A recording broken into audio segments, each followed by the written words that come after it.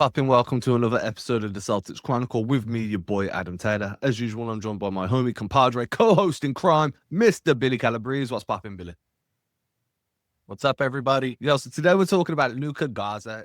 A lot's been said about the Celtics front court. We've said a lot about the Celtics front court and primarily just how weak it looked compared to what we were used to. I mean, we've gone from a big man rotation, and when I say big man, I'm using that term loosely to include fours, of Al Horford, Kristaps Porzingis, and Luke Kornet. That was kind of like the primary trio that would operate at the five, and if you go double big, at the four as well. Those three dudes are gone. That's a huge talent drain, and we're left with Neemias Queta. We're left with Xavier Tillman, new addition Chris Boucher, and new addition Luka Garza. Now, if you look at those four names versus the three that were here for the last few years and helped with a championship, there's a clear talent drain. And one of the most unknown quantities on this rotation now is Luka Garza. Spent a season with Detroit, spent 3 seasons with the Timberwolves, and hasn't really found a role in the NBA at all. Spent most of his career playing garbage minutes. If he does get minutes during the game, it's usually in the second quarter just to kind of give the starters a little bit of rest and then help lead you into halftime. And that was about it. It didn't really get a much run. Now, if you look at situation's important, right? The thing with situation is it can either make or break your career. So I don't know if you agree with me, Billy, but unless you're a top 20 or a top 30 guy in the NBA, situation is one of the most important, uncontrollable caveats to success that an NBA player can face. And what I mean by that is being on the right team that suits your skill set, having a coach that trusts the skill set that you have, there being enough scope for you to have a role to show off what you can do, and then being in a situation where, as a young player that's still learning the ins and outs of the NBA, you get an opportunity to play through your mistakes. I think that's, to me, one of the most important things for a younger role player, or even like a role player in his mid-20s that hasn't had much scope to play, is landing somewhere where you're going to have those 4 things. Yeah, I mean, the situation is the key with him, right? Because, like, let's say that, he is what he was in college, what he shows in the G League.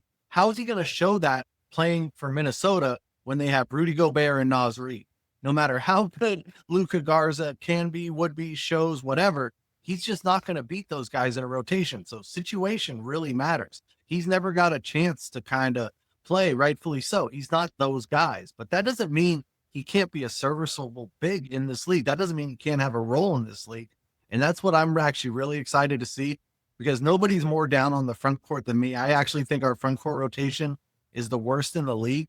But if you could find just one diamond in the rough, you can find the next Luke Kornet. I mean, ironically enough, he's around the same age as Luke was when we got him. So if you can kind of just find that next guy and mold him. And then, like I said, I mean, Luke Kornet just turned 30. So it took a few years. That's a late bloomer. Garza's 26. He is basically, he's a 4-year college guy. So he's old in NBA terms. Like, they might think like he is what he is, but that wasn't the case with Luke Kornet. And with this system, he can really shine. Yeah, and I think that, not only did he have to fight against Naz Reid and Rudy, that was last season, the 2 years before that, or at least for some of that time. Well, no, yeah, pretty much the full 2 years. There was Cat there alongside Rudy. So it was like it was a very similar situation. So the reason we're talking about this today is yesterday I went and did like a 2,500 word deep dive on what Garza can bring to the Celtics offense. And I did that for the Celtics Chronicle newsletter. The link's in the description if you want to go and read that. And then later this week, I'll do a big deep dive on his defense. But one of the things that I was kind of pointing out early in the article before I got down into the film study was, if you look at like Aaron Neesmith and what Aaron Neesmith went through when he came into the Celtics, it was a very similar roadblock, just at a different position on the floor. He came into the Celtics and it was like, hey, here's Jason Tatum, here's Drew Holiday, here's Grant Williams, here's Sam Hauser. All these dudes that are in front of you, that as a young guy or like a rookie or a young guy in the league, you're going to have very little chance of dislodging out of that rotation. These dudes have all proven themselves as a starter or as a second unit guy. It's going to be really hard to earn minutes over those 4 dudes. And that's exactly what Garza found in Minnesota. It's like, hey, it doesn't matter how good you are in practice, you're not good enough to be above one of these three dudes. Naz Reid is a six man of the year off the bench. You've got Karl Anthony Towns is one of the best, if not the best offensive big in the NBA in terms of scoring and shooting the ball. And then you've got a defensive juggernaut in Rudy. It was a situation thing. Now, with Neesmith, when he got moved and he landed in Indiana, and Rick Carlisle was like, right, we want to play fast, we want to play gritty defense, and we need floor spacing and rim pressure. That all fit what Neesmith does. And he was allowed to play through his mistakes and kind of eat those minutes while he developed. And now he's the version of himself that he is. I think that the Celtics could be that blue in terms of, hey, you're going to come in. There's no floor spacing big on this floor, on this team right now. There's no one that can shoot for free. That pick and pop was such a weapon under Joe Mazzulla through his first 3 years. He's going to need somebody that can do that just because it's such a core part of what the Celtics do. And that's where, like, we can start with Luka, right? He's going to come in and be the best shooting big on that team from the jump. He's going to be your pick and pop guy. He's going to be a guy that can space the floor and receive a kick out pass and be able to nail a three from the slot or from the wing. He's just going to give you a lot of value in terms of a 6'10" body, which is slightly undersized at the big man spot, but a 6'10" body that can score off the catch, score off the bounce. He can do quite a bit in that pick and roll area where he can screen, flare off that screen into a pop, wait for the ball handler to drive and kick, and it's going to be cash. And I think that in terms of situation and role and fit is at the starting point of a discussion is really important for the way the Celtics like to play. Yeah, I think the key to him either making it with us or not is going to be the 3-point shot. Obviously, college is a shorter line, but his last year in college, he was shooting about 44% from three, between 3 and 4 attempts a game, which isn't nothing crazy, but that does show that he can shoot. If obviously, I don't expect that to translate to the NBA. He's not going to be a Sam Hauser 40-something% from three, but if he can be just like a Mike Muscala kind of guy that can just be a threat and stretch the floor, it's going to open up for Derek White, Jaylen Brown, Pritchard, and everyone else so much more. It's going to make a huge impact. And I think that's what would win him the starting job over Neem. And that's where I was kind of leaning towards with the floor spacing is there's a chance that Mazzulla values that more than he values rim running. Now, the mentality I've had with this when watching his pick and roll play is it's quite diverse in terms of it's not just a pick and pop. He can do more than that. He's very willing to run screening actions in a way that you're kind of losing with Luke Kornet. Kornet was great at being a willing screening, like via screen and run a screen into another screening action, then pop off and either short roll or do whatever you want to do. And through the film that I watched of Garza, so I went back and I watched around 450 possessions, which was pretty much all of last season and then half of the season prior to that one. So I've watched like a year and a half's worth of his overall on-court production, and predominantly that was garbage time. There was a few legitimate minutes sprinkled in there. So it's really hard to gauge what he'd be like against a top-tier NBA defense, but you go on the data that you've got, right? And you can only figure things out from what you can watch. I think that his ability to operate as a screen and roll guy, his ability to attack in the short roll, not in a passing way like Kornet could, but more of in a scoring way. He's got a nice little baby hook shot there. He's got a little push shot that he goes to.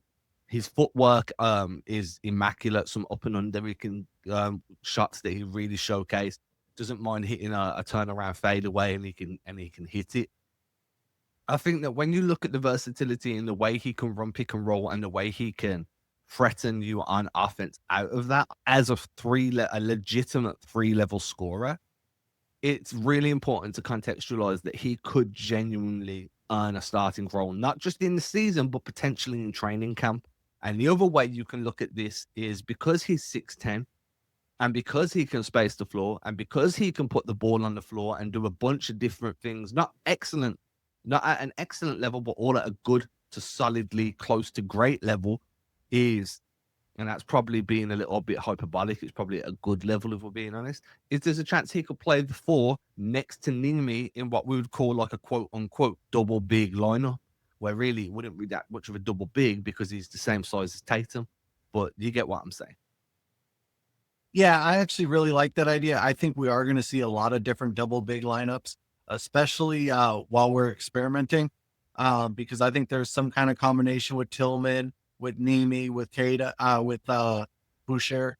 The thing I like about Garza, though, and even more so than Nemi, and even more so than Luke, because as good of a passer and stuff Luke was, he kind of had bad hands. He would fumble the ball a lot. Nimi has that problem too. Like if the pass isn't perfect or if the rebound's not right there, he doesn't get it.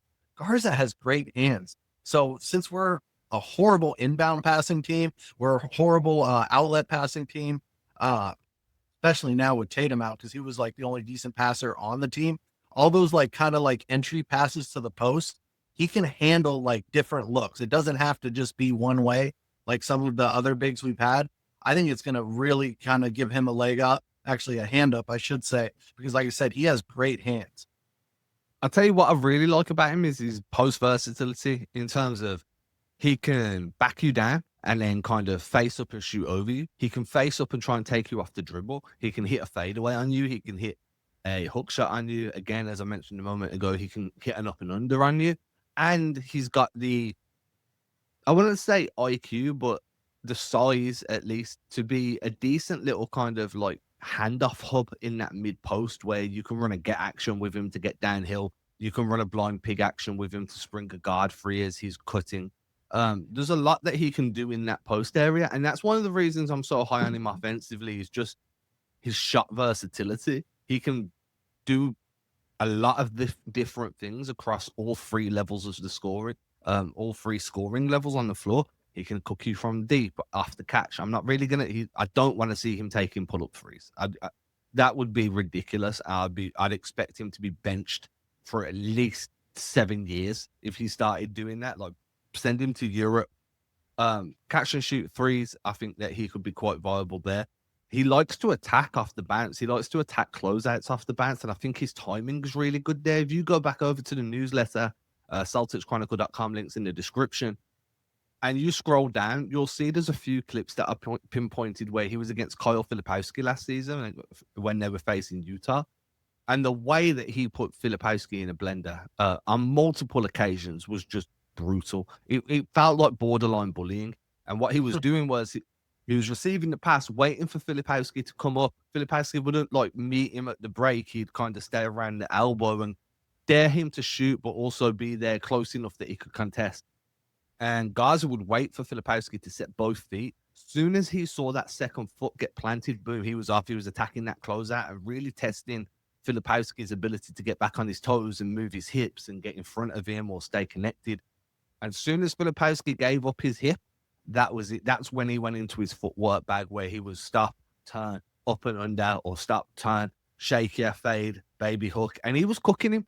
Garza cooked him at least 3 or 4 times. And I've pulled multiple clips of that. It's in the newsletter for you to go and look at. And there's like a little bit of a written breakdown there about how that can kind of fill some of the void that was lost by Porzingis due to his post work and lost by Tatum. Now, I'm not, by no means am I saying that Garza's anywhere near that level because he's not. And that would be very disingenuous and very fanboy. But what he is he's serviceable. And he will probably be the most serviceable post scorer on that team outside of Jaylen Brown. Because who else on that team right now is a serviceable post scorer? Because Neemi's not. Neemi doesn't have to touch around the rim, and he doesn't have a mid-range floater like that. Garza's ability to score in a versatile range of ways actually makes him a valuable commodity on this offensive end. And that's going to be the biggest thing for Jaylen Brown. He needs a big partner that he can have pick and rolls with, that he can play off of, that can play off him. That's what made him and Porzingis so special. Like that's the one playmaking aspect Jaylen Brown's really good at. He's good with a big that's like actually competent. And then when, Porzingis was actually Porzingis before he got sick or whenever the heck happened, I mean, all of Jaylen Brown's assists essentially were always mostly to Porzingis. Like that's like the person he passed to the most. That's the person that was most effective. I mean, they were cookies and cream for a reason. Now, this might not be cookies and cream, but I mean, we might be able to get some kind of like Kmart version of it from those two. What I will say is as well, there's a lot of upside off Garza, and like you said, where there's going to be passes and there's there's a lot of upside of Gaza, but one thing that's going to frustrate us, and I think that the reason I'm bringing this up now is because Brown is very much a he'll reward you if you reward him type of playmaker. I think that it's very much like, yo, you look out for me, I look out for you. Gaza has a very frustrating tendency that needs to be worked out, and that is once he gets in the scoring position, he doesn't care. He doesn't look anywhere else, right?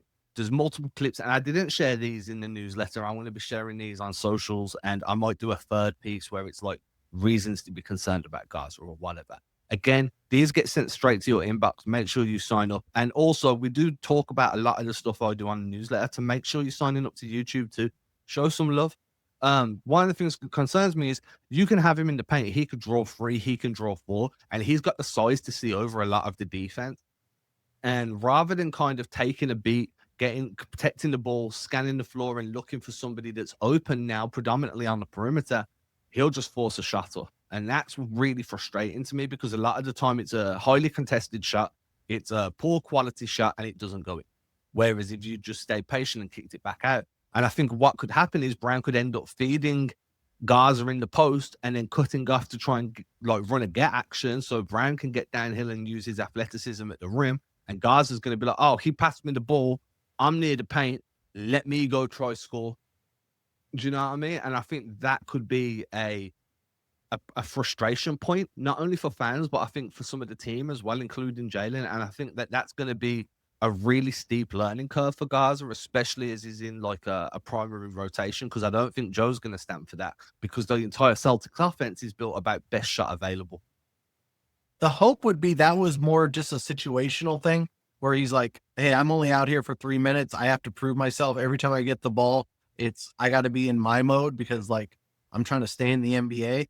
I'm hoping that he'll be more comfortable and confident playing like regular rotation minutes, even starter minutes, where he doesn't have to do that. But I mean, it certainly is a concern because I mean, that's what he was in college, man. He got the ball. He would not be giving it up. I mean, his usage was insane. I mean, he was like 23 and 10 every night in college at Iowa. And that's what he was used to before coming to the NBA. And the NBA was, let's be honest, a rude awakening for him because it ain't the same. You're playing against men. You're not playing against college kids.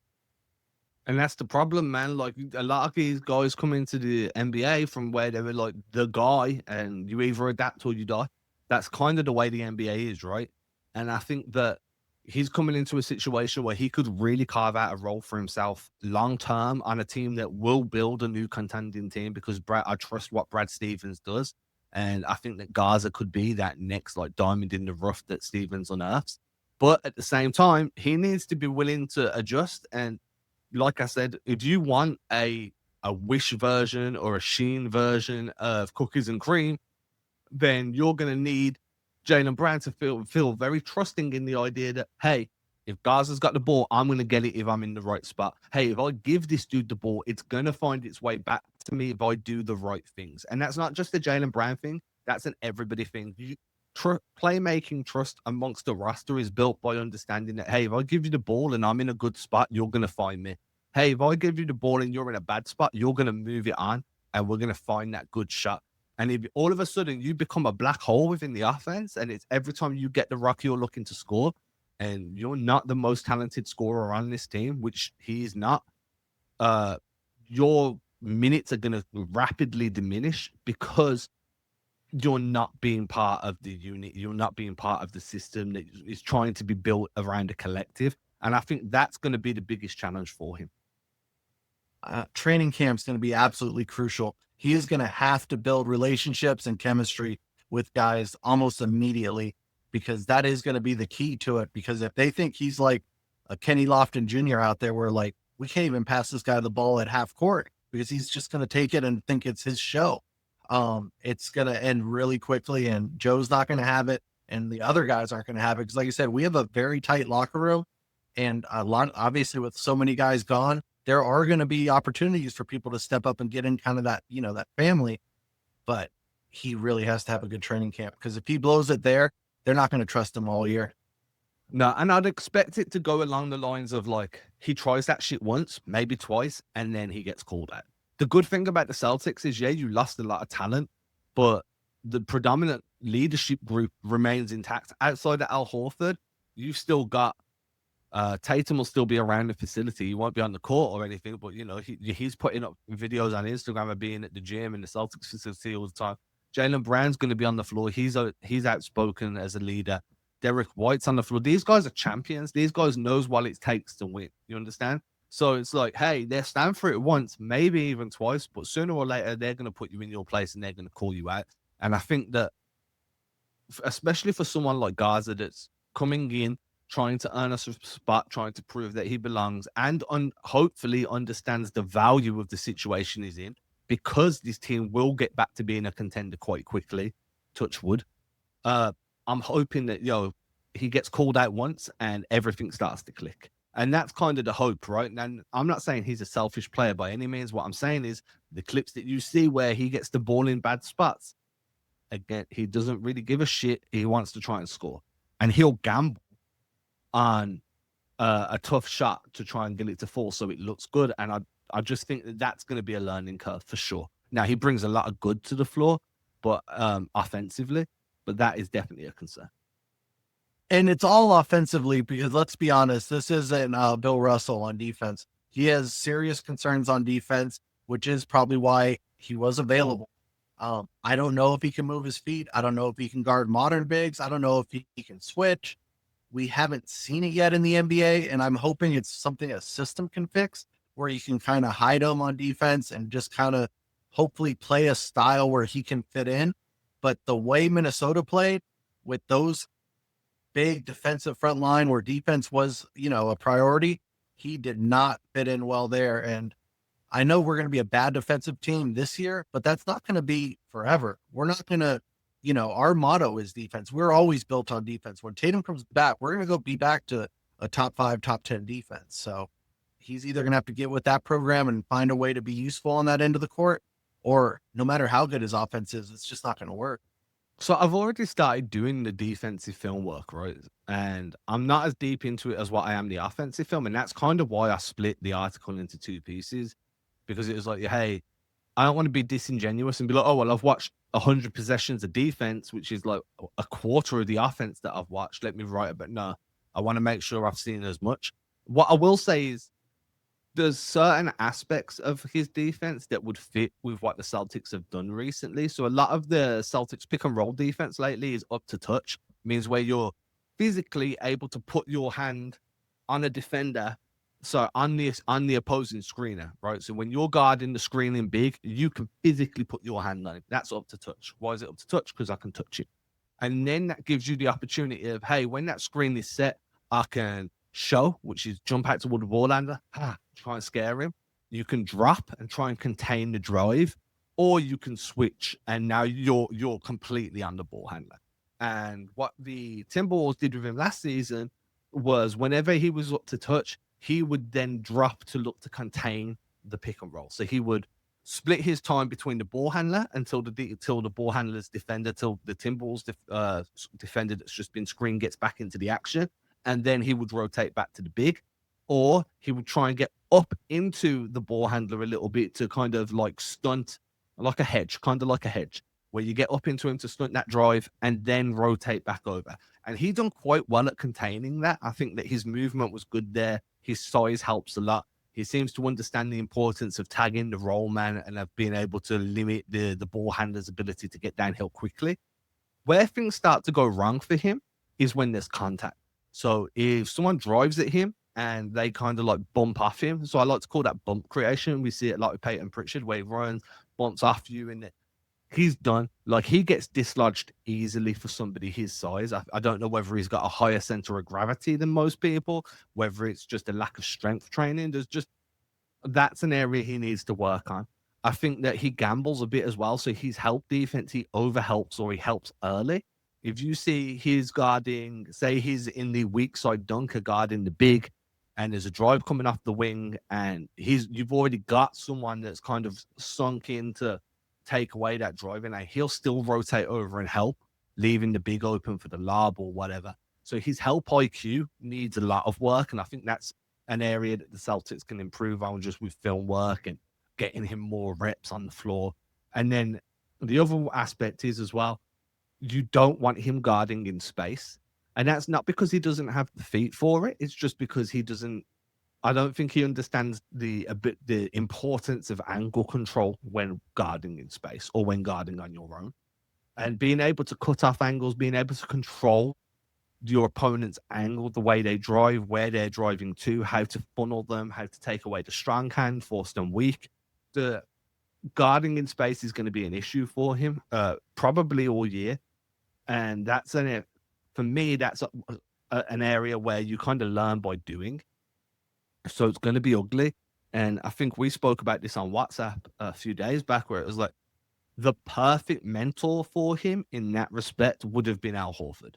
And it's just not going to be there. But overall, I don't think he's going to be terrible on defense. I think he's going to be bad.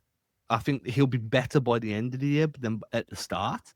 But having him run up to touch, having him playing drop, and working with him on his help IQ and his ability to control angles, I think he could, in a year or two, be a decent system defender. I don't think he'll ever be good, but I think he'll be a decent system defender that could be reliable off the bench, potentially.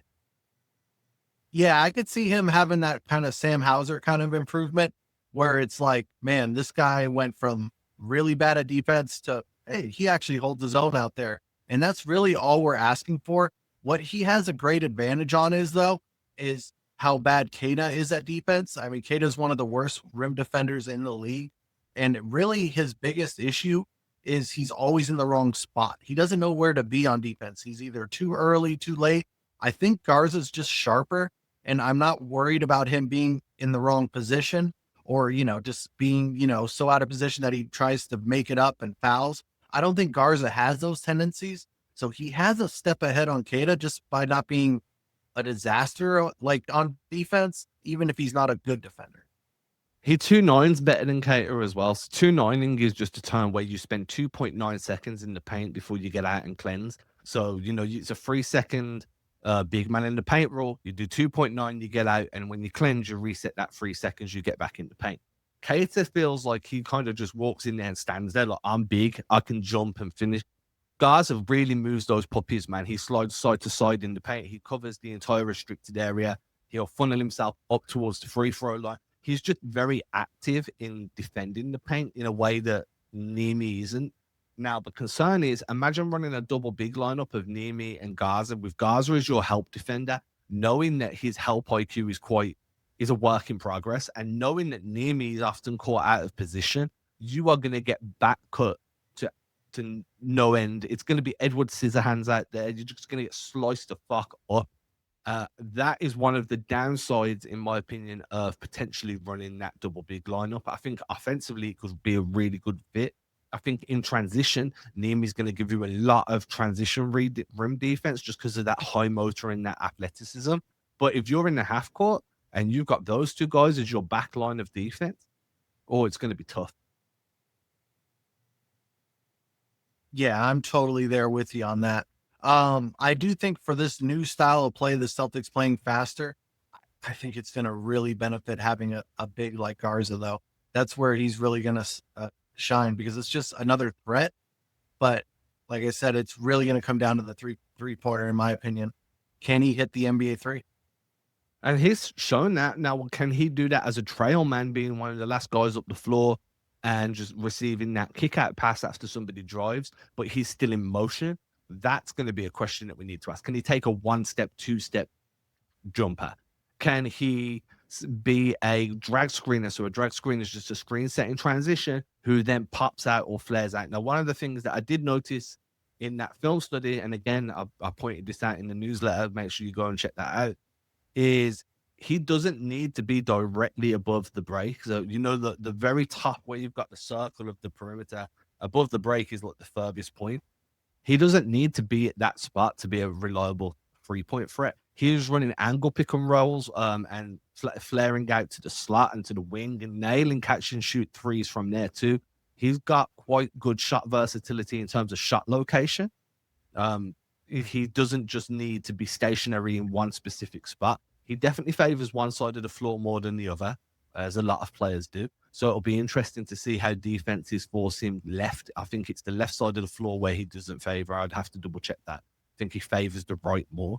I've got notes on that, but I don't know where they are right now. But overall, I think that he could give you a lot in terms of like a high paced, high volume 3-point threat.